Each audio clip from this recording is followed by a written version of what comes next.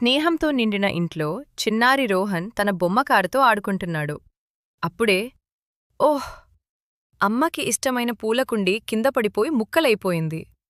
భయపడిన రోహన్ ఎవరికీ తెలియకుండా ఆ ముక్కలను కార్పెట్ కింద దాచేశాడు. అతని గుండె గట్టిగా కొట్టుకుంటోంది. సాయంత్రం అమ్మ గమనించింది. నా నీలిపూలకుండీ ఎక్కడుంది? అని అడిగింది. రోహన్ ఏమీ మాట్లాడలేదు. కాని అతని మనసు చాలా భారమయింది. రాత్రి పడుకునేప్పుడు కూడా అతనికి నిద్ర రాలేదు. చివరికి కళ్లలో కన్నీరుతో అతను అమ్మానాన్న దగ్గరకు వచ్చాడు. నేనే పూలకుండి పగలగొట్టాను. దాచేశాను కూడా. క్షమించండి అని నెమ్మదిగా చెప్పాడు.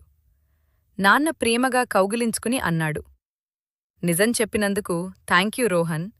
లిఖితపూర్వకమైనందుకు థాంక్యూ రోహన్. తప్పులు జరుగుతాయి, కాని నిజాయితీ చాలా ముఖ్యం. అమ్మ స్నేహంగా నవ్వింది. పూలకుండి పగిలిందని కోపంలేదు. నిజం చెప్పే ధైర్యం చూపినందుకు మేము గర్వంగా ఉన్నాం. రోహన్ హృదయం తేలికగా అనిపించింది. ఆ రోజు అతను ఒక గొప్ప పాఠం నేర్చుకున్నాడు. నిజం చెప్పడం విశ్వాసాన్ని పెంచుతుంది, మనసును సంతోషంగా ఉంచుతుంది.